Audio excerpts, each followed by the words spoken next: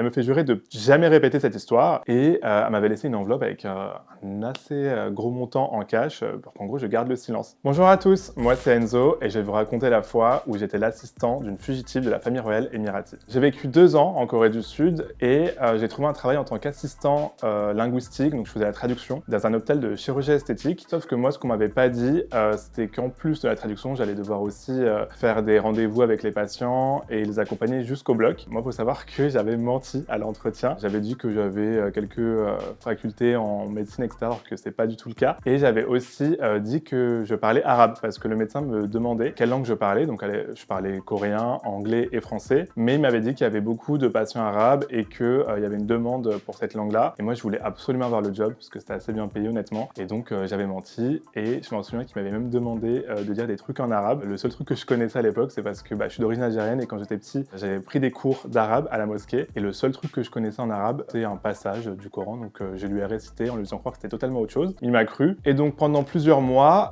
disons que je me fais pas cramer sur mon mensonge jusqu'à que j'ai une patiente qui arrive et quand elle arrive, elle me donne son passeport et je vois qu'elle vient des Émirats. Donc déjà la patiente, j'étais un peu surpris quand je l'ai vue parce qu'elle était, disons, très refaite, qui n'était pas non commun, on va dire, dans la profession que j'exerçais. Mais elle, c'était vraiment un cas assez extrême. Et donc la patiente me demande si je parle arabe et là donc je lui dis je préfère qu'on communique en anglais, etc. Et elle me dit qu'elle souhaitait se faire refaire le nez et un lifting. Donc là, je lui explique que ça risque de pas être possible parce qu'elle a eu beaucoup de procédures et que non seulement ce serait dangereux et qu'en plus, il y avait plus grand chose à réparer parce qu'en fait, elle s'était tellement fait refaire le nez, par exemple, que son nez était complètement affaissé. Et donc, ça aurait pas du tout été pro de retenter une opération sur elle. Donc, elle était très insistante. Donc, on a eu un autre rendez-vous avec le médecin et le médecin, je m'en souviens, devant elle, il me dit mais elle est arabe, pourquoi tu parles pas arabe avec elle? Pour la traduction c'est plus simple. Et donc moi je commence à paniquer, donc je commence à lui dire un truc du genre ah non mais c'est parce qu'elle parle un dialecte que je ne maîtrise pas, etc. Donc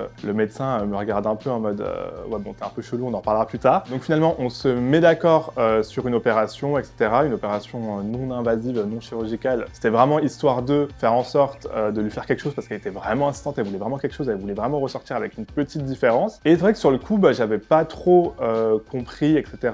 pourquoi cette insistance, mais c'est bien après, une fois qu'elle a fini l'opération, etc., qu'elle vient vers moi et qu'elle me fait jurer, même si théoriquement j'étais censé être sous le secret professionnel, elle me fait jurer de jamais répéter cette histoire et elle m'avait laissé une enveloppe avec un assez gros montant en cash pour qu'en gros je garde le silence. Donc après coup j'en parle un petit peu avec le médecin, sans lui dire bien sûr que j'avais reçu un généreux pourboire parce que je pense que j'avais pas le droit, et il m'explique que c'est quelqu'un qui était déjà venu et qui est en fuite, qui est recherché par la famille royale émirati. Je pourrais pas vous dire qui c'était, je pourrais pas vous dire pourquoi exactement. J'ai essayé de faire quelques recherches, n'ont pas mené à grand chose, et c'est vrai que moi sur le coup j'ai pas vraiment réfléchi et ça me stressait. Je me disais mais imagine la famille royale, les agents secrets me retrouvent parce que j'étais en contact avec elle, qu'est-ce que je dis, est-ce que je dis la vérité? J'ai même été un peu parano à quelques moments où je me disais ils sont partout, ils sont autour de moi. En plus en Corée forcément dès que je voyais des étrangers, il n'y en avait pas beaucoup encore à l'époque, j'étais un peu sur mes gardes, mais au final c'est juste moi qui étais paranoïde, c'est rien passé en tout cas jusqu'à maintenant. Peut-être qu'après la publication de cette vidéo, s'il m'arrive quelque chose, vous savez pourquoi.